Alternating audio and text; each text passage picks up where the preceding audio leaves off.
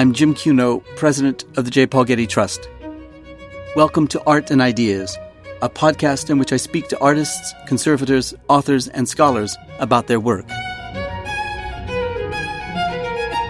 Books contain stories and information about people, places, and ideas. And in my mind, they're the best kinds of objects for telling any history, but a global history especially.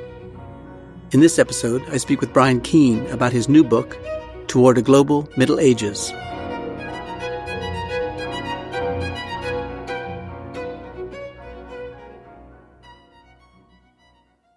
Bryan Keene is Associate Curator of the Getty Museum's Department of Manuscripts. He recently edited an original and important book, Toward a Global Middle Ages, Encountering the World Through Illuminated Manuscripts. Over 26 essays, Bryan and his fellow authors explore the complex history of books in motion around the world between 500 and 1500 and critique the Eurocentric narratives and periodization of that history.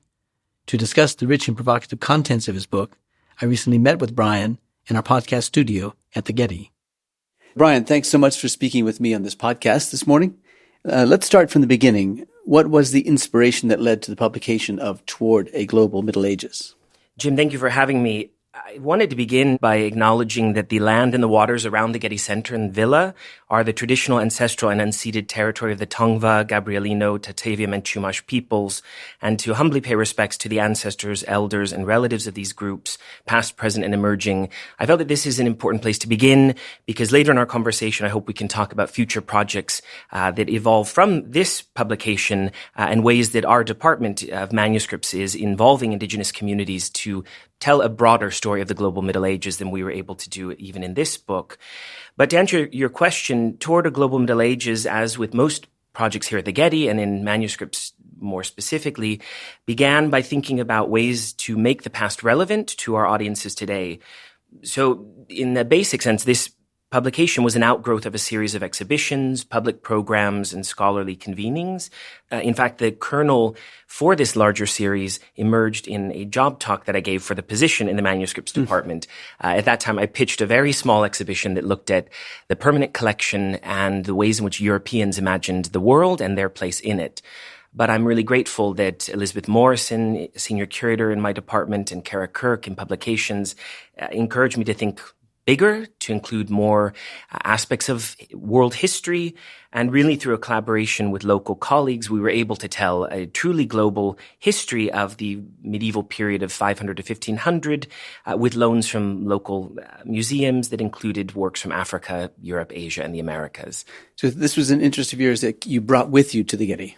It is. I have two different histories with the Getty. I began here as an educator, and at that time I was really fortunate under the encouragement of Elliot Kaiki and Claire Cooney to conceive and teach a gallery course with a colleague of mine, Jennifer Lee, and we titled it Global Connections in the Getty Collections. And we looked for ways in which a collection that is largely the history of Western European art, that we can think about broader connections to the world. We had a session on textiles from the Islamic world that find their way into Italian gold ground pictures, the influence of ceramics and glassworks from the Islamic world on similar production in Europe. We focused also on chinoiserie and Japonisme and decorative art. So that was an interest I had coming out of my early art historical training, but then also through work here in the museum. Tell us about your early training and when in your training did you come across the concept of a global history? It would have been during my undergraduate coursework. The very first art historical seminar I took was with Dr. Cynthia Colburn, and she introduced the class to the art and architecture of the Abrahamic faiths of the Iberian Peninsula.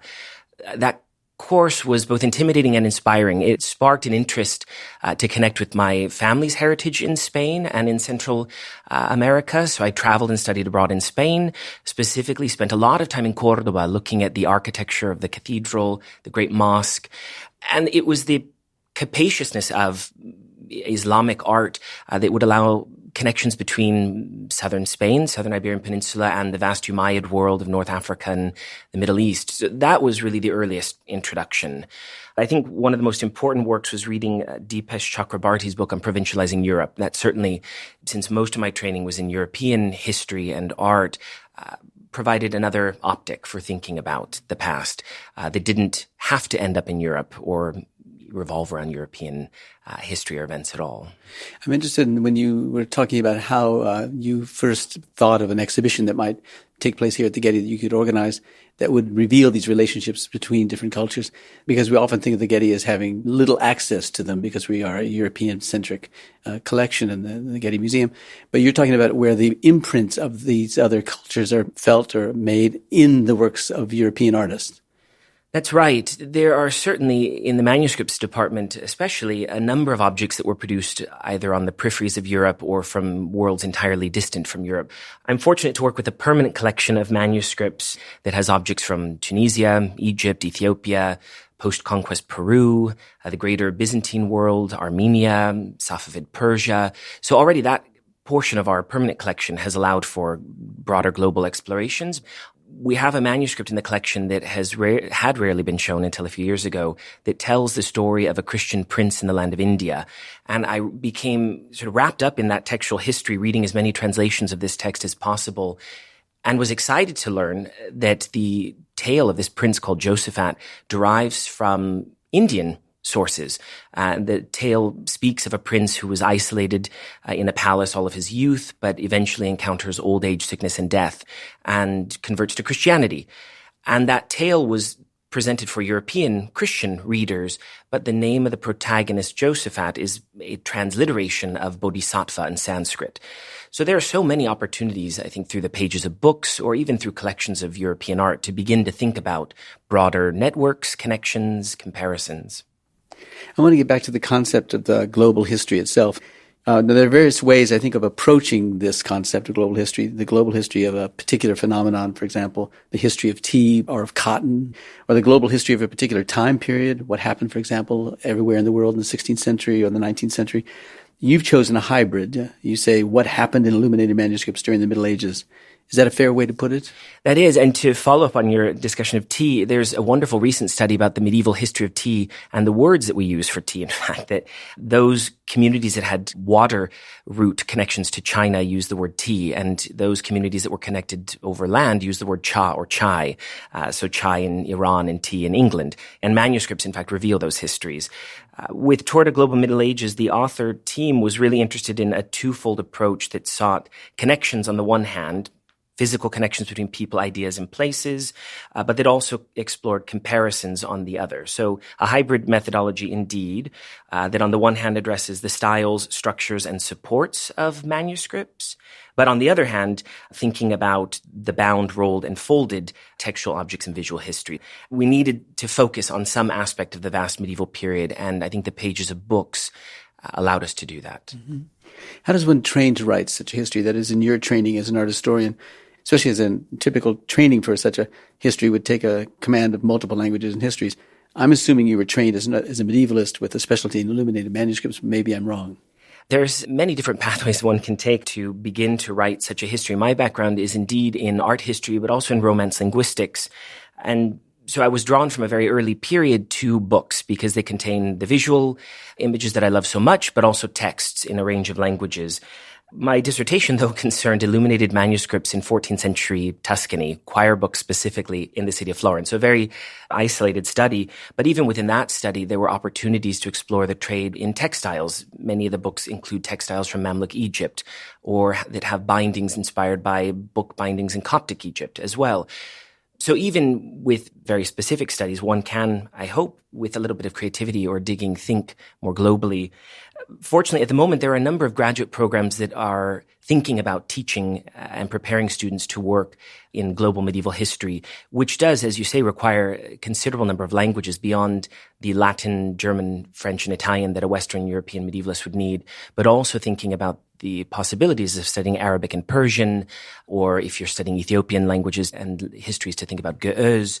I'm thinking specifically of the work of the scholar Geraldine Heng at the University of Texas at Austin, who says if any of us who work in the periods covered by the medieval want to think globally, we need to be constant collaborators, working across disciplinary curatorial boundaries, but also autodidacts, being willing to read broadly. And I think that's the only way that a project like Toward a Global Middle Ages was possible. There were a number of colleagues, both here at the Getty, across Los Angeles, and then around the world, as it turned out, that were willing to work with me and the team of authors in recommending bibliographies and readings. It's been a learning opportunity, one that you don't necessarily go into with clear guide or pathway, and you find your way, as it were. Yeah. So your book is the result of multiple authors.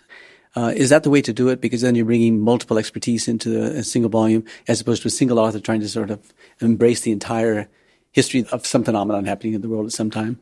Yes, in fact, I think that is one way to do it.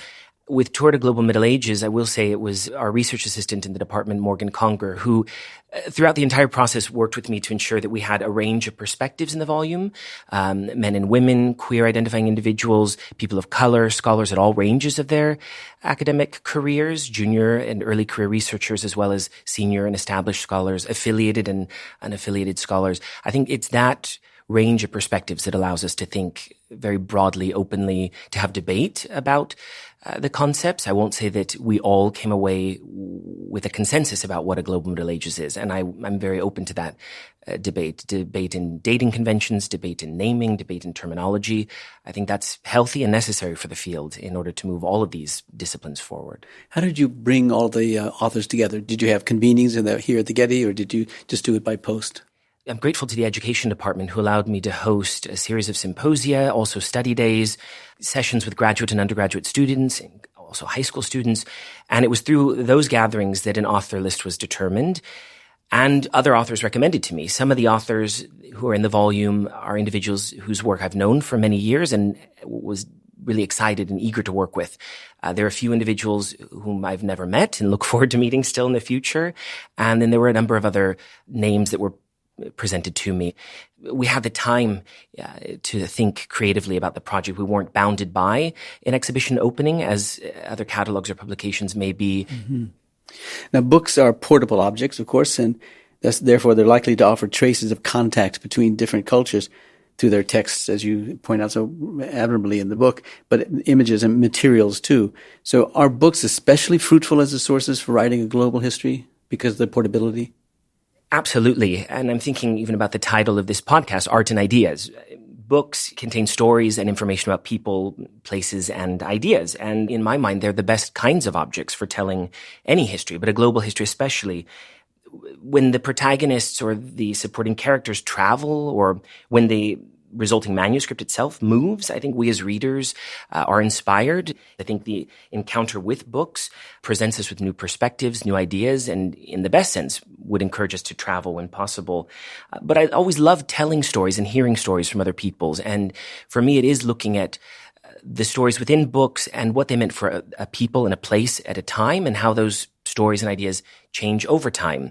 Books allow us to think about place and space, to think about issues of race and gender and sexuality, issues that we care very deeply about today, I think, as humans, whether we agree or disagree. And looking to the past, we can see that people have been thinking about these ideas for quite a long time. And even though the ideas might have changed over time, people are grappling with the same issues across time, and the books preserve those traditions. Yeah. Now, you point out that one of the great challenges of telling a global history is determining its chronological and geographic scope. How did you determine the scope of your project? The scope came about really in looking at the list of contributors, and in sort of finalizing the contents of the volume, I continued to push further beyond the world as it was shaping up. So geographically, I really wanted to traverse the globe, as many places as possible. In order to maintain a focus, though, we decided to look at regions in the world that have written traditions, which of course excludes a number of parts of the world just by the nature of the history of writing or literacy, or through the fact that many traditions around the world have lost their written records through terrorism or global climate change and so forth. At one stage, the volume was only going to look at Africa, Europe, and Asia, and primarily the northern portion of the hemisphere, not the southern. That didn't feel right. It felt like there were plenty of other traditions that needed to be included. And from the beginning, I wanted the Americas to be present. There was no reason in my mind that the Americas should always be seen as something distant and separate, or only included after 1492, or the moments of transatlantic contact in the 16th century. We, I think as a editorial team working with the Getty Publications department, wanted to push the boundaries of readers' expectations of the Middle Ages. The title includes a term that I hope we can discuss, medieval and Middle Ages, that is really outdated and is Eurocentric and is problematic for a number of reasons, but that people encountering the book on the shelves of bookstores or libraries would see a familiar idea, but with a range of images that might not be as familiar and might be curious about the Ethiopian and the Chinese and the Byzantine Indian images on the cover. For Europe, the chronology of the Middle Ages is often 500 to 1500, bounded by Rome and Renaissance, or the emergence of Christianity as a global faith, at times including broader Christianities in Ethiopia and Armenia, the vast Byzantine world of the Eastern Roman Empire. But because we were thinking globally, we had to then come to some consensus. We could have moved even earlier in our dating, so before 500 would have allowed us to look at other emerging forms of writing, or shift the chronology slightly later, as we've done. The Africanists in the volume and those that advise the publication have said, 500 to 1500 works for the history of parts of Africa, the 5th century decline of the Garamantian and Saharan empires, to the institution of enslavement in the 15th century. So that felt comfortable. The Islamicists had other concerns in the volume, with Islam rising in the 7th century, spreading very quickly across Africa, Europe, and Asia. The history of Islam is a global history. And so to bound it within a European chronology didn't feel fair in every way. So for the Islamicists in the volume, the chronology shifts into the 16th and 17th century. And then for the Americas as well, my colleagues were talking quite a bit in their contributions about periodization and the problems of periodization and dating conventions. So for me as a Western European medievalist, to hear the terms post-classic for Mesoamerica or Middle Horizon and late intermediate for the Central Andes, it's a constant reframing, reorientation, repositioning to think about what was happening in Europe or the Mediterranean at the same moment, and how might these other chronologies or modes of mapping and charting history inform or counter our thinking of the past. The East Asian and South Asian histories then include any number of dynasties and empires. And for me, it was really an introduction to the great empires of East Asia, histories that I'm still very excited to learn about, have not mastered in any way, but certainly thinking about the co-temporality of Tang, Song, and Qing China, or Heian and Kamakura and Muromachi Japan, unified Shilla and Chosen Korea. We needed to constantly move the timelines and the geographic points on the compass to many parts of the globe without a consistent or single center. And it's for that reason I felt it was important that we have a timeline in the volume so that readers who might be expecting some sort of signposting would have that mechanism. I've asked this question once before in a slightly different way, but is there something particularly fruitful about books that makes writing this history more possible, richer, more exciting? Because any kind of object of trade, whether it's ceramics or metalwork or something, equally has a global history. But what is it about books that make it so much more interesting? I think with a number of the books that are addressed in the volume, they're produced in a specific time and place, and then over time, they often will include glosses or accounts from other authors. They change hands frequently. When they're collected in libraries, that's then yet another context. So books provide us a kind of window onto the past, as one of the authors said, a view of a single place and time, but also of broader geographies.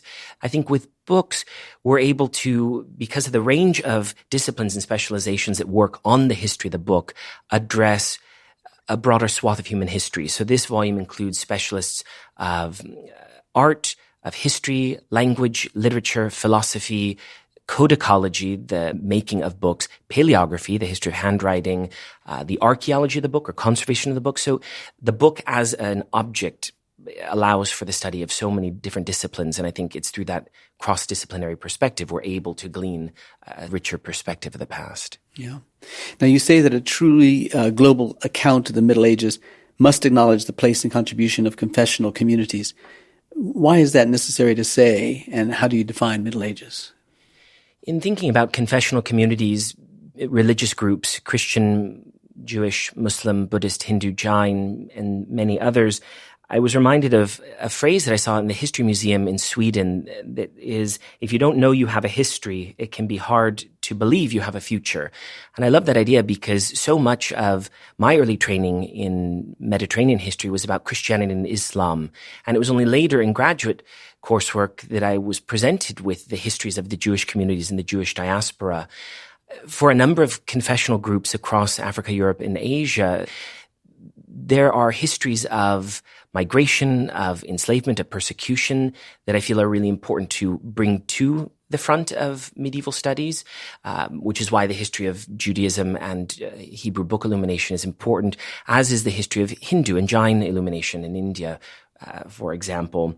Jerry Heng at UT Austin has said that our field of medieval studies speaks to the urgencies of the present. So in a time when communities are often cast as having long-standing historical conflicts, I think it's important as a field that we trace those lineages. Why is it that, for example, there's this constant idea or stereotype that communities in the Middle East have been fighting for centuries? A number of the authors in the volume counter that idea.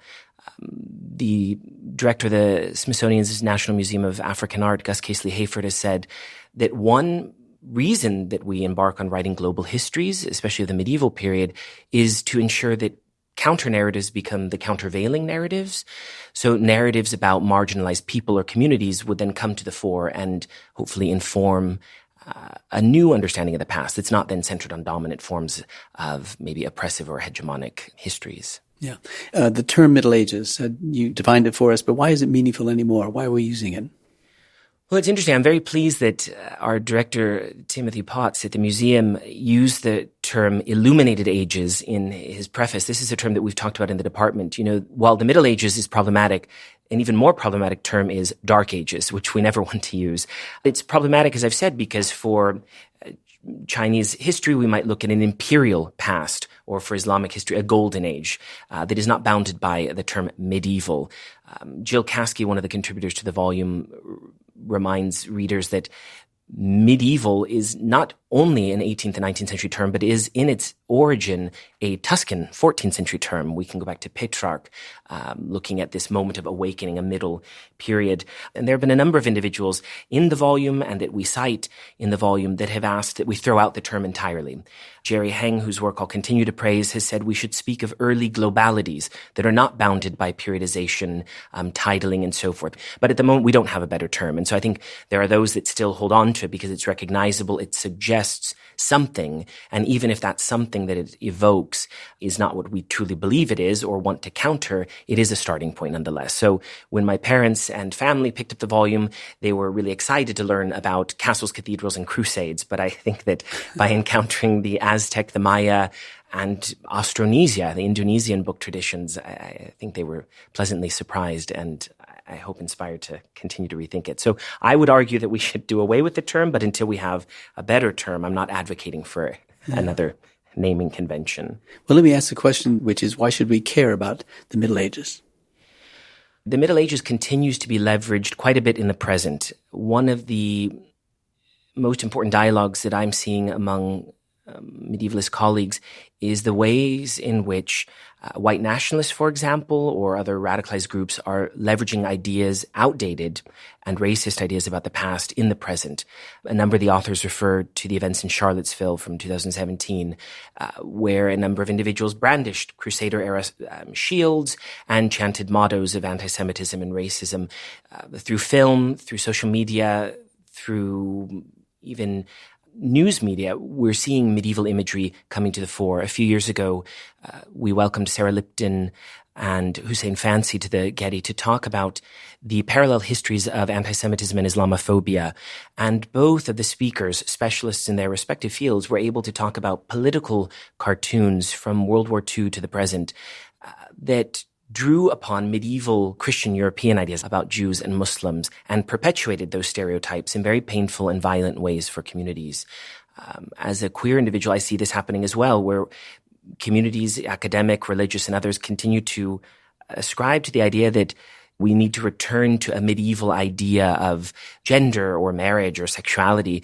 And yet I think a number of the authors challenge those ideas, whether in the Christian world, the Islamic world, across the African continent and so forth. So it's not only the Middle Ages that's relevant today, but we keep seeing the medieval being represented for the present. I'll think most recently about the HBO series Game of Thrones, which is, of course, a fictional world.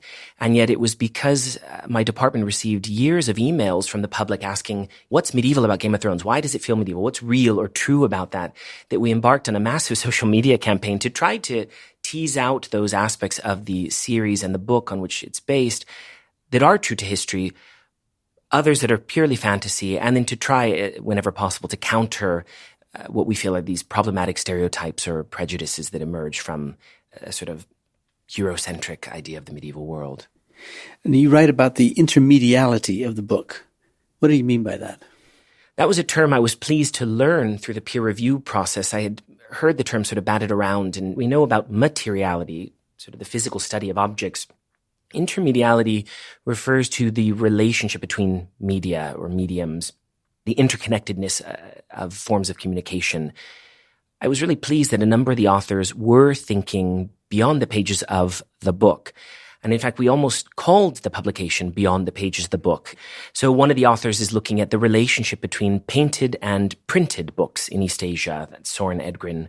Or Ayob Durillo is looking at decorated and carved amuletic textual objects, those objects that you could hold, also those objects that you wear around the body, and the relationship between holding, handling, and wearing objects. Megan O'Neill really beautifully writes about the relationship between the unfortunately few surviving Maya codices, the 4 that survive, and the sheer number of ceramic vessels that have painted decoration, we think similar to Maya codices that were lost in the conquest. And then the essays that were written by Susan Babai and Sylvie Marion form a pendant in this intermediality section, in that both of the authors are looking at books or images that were produced in medieval Europe and the way in which those books or images impacted or didn't impact in some cases the arts of Safavid Iran and the Armenian diaspora in the 16th and 17th century. I think the intermediality of the book in the medieval world has a number of modern counterparts. Amuletic portable objects are a kind of social media for the present, things that could be exchanged very easily. You give your amulet that has healed or given you comfort in some way to someone else who's ailing, as you would sort of tweet to someone today. It's a section that I had a lot of fun working with. As the book was coming together, when the sections were identified, intermediality, identity, and itineraries, I then asked each of the authors if there were opportunities for them to reference other themes in the volume. And I'm very pleased to say that everyone was really game and on board. So even though there's a single section on intermediality, a number of the authors are thinking about those various relationships between text, image, other media. It makes me want to ask a question about the book itself, because you've written a book about the intermediality of books, and that book has been printed as a bound paper object. Did you ever give thought to how you might have written an electronic version, a printed electronic version of the book? Absolutely. What I was really thrilled about was once the volume was in arrival here at the Getty, I was asked by our communications team to write a post for the Iris that would include other resources that we weren't able to include in the print volume. The resource I'm proudest of is a list of hyperlinks to all of the digitized manuscripts. Every object that's in the volume has been digitized in some capacity, in some cases in entirety. So a reader of that post on the Getty Iris will be able to look not only at the image that we reproduced from the single object in the volume, but turn the pages and see the text and images. That gives you a sense of what it's like to then scroll through a manuscript, and I hope encourage people around the world to then travel to their local libraries and archives and museums to encounter firsthand the objects. Another initiative that I launched a few years ago on the Getty Iris, but then also have used in the galleries, was called Medieval Manuscripts Alive. It was for the exhibition Traversing the Globe, where I brought 12 to 15 specialists from the area to read from the manuscripts in the languages of the Middle Ages with the medieval pronunciation. And that was so popular, not only in the galleries, but online. And for me, it was an incredible learning opportunity to, as someone who's trained in Romance languages and has lived abroad, to hear medieval Spanish, the Navarro-Aragonese dialect of northeastern Spain, for example. We included hyperlinks to those initiatives in the volume. One of the other encouragements that a number of the authors asked about was, what if we created videos in some of the libraries, how one might access libraries if they're not familiar, since libraries can at times be off-putting spaces or nervous-making experiences. And so a colleague of mine who's not in this volume, Sonia Drimmer, has begun making a series of introductory videos, how one approaches a library, requests to study historic manuscripts. So it would have looked very different in other forms. Now, I may have missed it in the book itself, but among all the different kinds of evidence that you and your colleagues considered in your accounts of the global Middle Ages, there wasn't DNA evidence, which is of such great interest today, as you know, helping us trace patterns of migration, for example. I assume there's residue of DNA on the books. Is that subject of interest to you as an historian? The fields that you're referencing, we refer to as the archaeology of the book or the biology of the book. And I think these are the most exciting fields within the history of the book. I will say that our conservator at the museum, Nancy Turner, has been at the vanguard of these studies for decades, and she's really advanced a global understanding of the book here in Los Angeles and around the world. Most recently, in terms of your question about DNA, she's looked at medieval animal husbandry in the Iberian Peninsula in relation to a legal manuscript in our collection. What did the movement of herds mean for the production of books, and what communities oversaw the movement of herds of animals? That's a story that involves the Jewish community really heavily in the Iberian Peninsula, as well as the enslaved Africans who were working for the Spanish Christian court. Nancy has also worked on zooarchaeology, that is the sort of archaeology of animal remains in burial settings, so bones, skin, residue, etc. It's a burgeoning field. There's lots that can be gleaned. Stella Paniatova, who's the keeper of the royal manuscripts at Windsor, and Paola Ricciardi, a scientist at Cambridge, have produced a multi-volume publication about the art and science of illuminated manuscripts. So with this volume, I certainly include their citations in the bibliography, but didn't want to in any way try to rival the good work that they have long been doing. I would also point listeners and then readers to the Care and Conservation of Manuscripts publication series, which has for decades looked historically at the so-called archaeology of the book. That is every aspect of the book, its pages, its materials, its supports, and so forth. One of the methods that I know conservators use is an approach whereby one gently rubs the animal skin parchment or leather binding with a polyvinyl chloride eraser, as I've learned, which carefully pulls very small fibers from the surface. And these once living residues can then be studied using forms of spectrometry, which can identify the species, or DNA to identify the exact kind of animal it was. There's also been a number of studies looking at DNA of books around, let's say, the year 1348, one of the high mortality points during the Black Death or Great Pestilence, looking at the effect of plague on cattle. I remember a really harrowing experience in Nuremberg looking at manuscripts where I was asked to wear a mask because the book that I was going to be looking at had been exposed to and interred in for a time a cemetery that had plague rats and plague vermin in them. And so for my own protection was asked to wear a mask. So it is alarming, and for my dissertation work, even on choir books, a number of the monasteries that I worked with asked me to count the number of insects that were squished within the pages of books. I remember one instance there were 17 fruit flies, something like 6 to 10 mosquitoes, and I'd be really excited to learn what are the possibilities of looking at the insects within manuscripts, what they might reveal about the book specifically. And then just to pique the interest of listeners, we had a guest scholar here years ago in our department called Catherine or Kate Rudy. She has what she calls the Dirty Books Project, where she uses a densitometer to measure the darkness of the reflecting surfaces of parchment. And she's creating a database of which texts in medieval books were the most popular based on the residue of the oils from one's skin, the pages that were often turned or maybe not turned or handled at all. We have some books in our collection that seem to be pristine, some pages that may have never been turned or very little turned. Kate is also looking recently at bodily fluids in manuscripts, saliva, blood, and so forth. Now, you and your Getty colleague, Kristen Collins, wrote about teaching the medieval canon with museum objects. Tell us what you mean by that and how the two of you are doing this at the Getty. Since the inception of the manuscripts collection here at the Getty, it's had a global scope, as I've mentioned, with key examples of decorated book traditions from the Byzantine world, including Greater Armenia, codices produced for the Armenian diaspora in Safavid Persia, as well as objects from Tunisia, Egypt, Ethiopia, Peru. And after 35 years, we've just added our first Hebrew illuminated manuscript. What Kristen and I and my colleagues Elizabeth Morrison and Larissa Grollemond are interested in doing is teaching beyond the medieval canon with museum objects. We feel that for many visitors, they will expect to encounter European objects here at the Getty, and in the medieval context, expect to encounter Christian objects. So we are hoping with our exhibition and acquisition program to continue expanding that scope. I should mention that Kristen has also said that global approaches to history are methodologies of inclusion. And the history of globalization or of globality allows us to think from other perspectives and possibilities. And we've just as a department reread and been discussing the writings of Toni Morrison, who cautions against histories of globalization, because in flattening boundaries and suppressing borders, we may then inadvertently overlook the sort of harsher, difficult, painful histories that have occurred because of borders, barriers, and boundaries. I think what we've been attempting from, let's say, the last decade or so has been to situate the masterpieces of European art in a global context. And that's really for the benefit of all of us around the world, but especially here in Los Angeles. It's been remarkable, if I can say on a very personal level.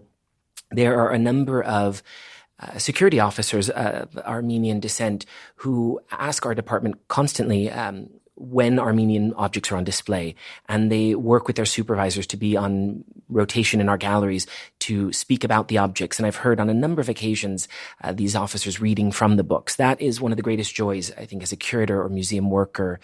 My first encounter with any manuscript was here at the Getty as an educator, where I presented our very first Ethiopian book to a public gathering. And afterwards, a family stayed behind, was looking at the object. I had heard them reading, but also the patriarch of the family was crying. And I spoke with them about this, and they said they were Ethiopian, from Ethiopia, and had never seen Ethiopian art in an American museum. And they were so moved and touched that an institution like the Getty was preserving and presenting that history. There's so much that we can then learn from our communities about the objects in our collection, and about the past, the many pasts and histories. And so I think that's really the work that we're trying to do, to make the collection more accessible and meaningful to our communities, and to then listen. And so I want to make the strongest thanks that I can to everyone that comes into our galleries and that speaks with us and responds to our collection online. Do you have another global history project in mind?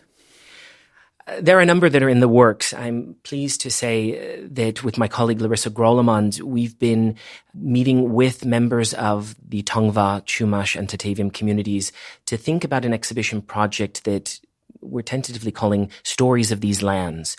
What would it look like if we, in collaboration with elders and communities in our area, told a history of the past from about 1000 to 1800 or so, that looked at the vast networks of trade here in Southern California and across the Pacific Southwest, leading up to the moments of conquest, but also the establishment of the mission system here. What I've been impressed by as a book scholar are the libraries of the California missions.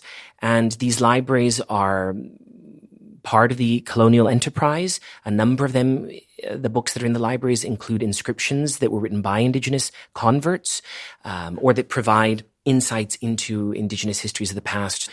We were inspired learning from Neville Agnew and his colleagues at the GCI, the Getty Conservation Institute, about the long-standing rock art initiatives. For the last 4 years, I've been taking road trips with my family across the U.S. and have visited now something like 60 petroglyph and pictograph sites and met with communities. A number of these sites are, of course, very ancient, far more ancient than the medieval period, but there are a significant number of sites that date to the medieval period. I was most inspired in hearing a lecture by Ed Krupp at the Griffith Observatory talking about this supernova that was witnessed in the year 1054 that formed the so-called Crab Nebula that was witnessed around the world. And of course, we have medieval textual traditions that describe the supernova in Latin, in Arabic, in Chinese, Japanese, and so forth. But remarkably, there are a number of stories that are told by indigenous communities across the Pacific Southwest and pictographs and petroglyphs that may have recorded that event. And so thinking broadly about these ideas, we don't need to only seek physical evidence of contact between people, places, and ideas across hemispheres or continents or regions, but that people around the world were looking at the same astronomical phenomena.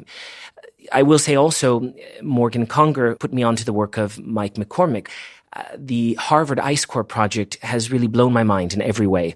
There are 2 remarkable Excel databases on the website that list phenomena that have been recorded in the ice cores, corroborated with evidence from manuscripts. And one of the manuscripts in the 14th century that appears quite frequently on that ice core database is Giovanni Villani's Cronica Nuova, which is a history of Italy that is today preserved in the Vatican Library, which I've had the opportunity to study and which formed a core of my dissertation work. And yet his chronicle of the 14th century in Italy describes so many phenomena that were happening in Tuscany: floods, fires, famine, and so forth. All of these are used as potential evidence to corroborate the findings in the ice core. So I'm really excited that there are possibilities, again, to think about climate change as well. So absolutely, there are future projects, not just here at the Getty, but I hope beyond in the fields of medieval studies. Well, Bryan, thanks so much for joining me on the podcast this morning. The book, Toward the Global Middle Ages, is, as you articulated so beautifully, a very rich and compelling book, and we're grateful to have a chance to talk about it on the podcast. Thank you.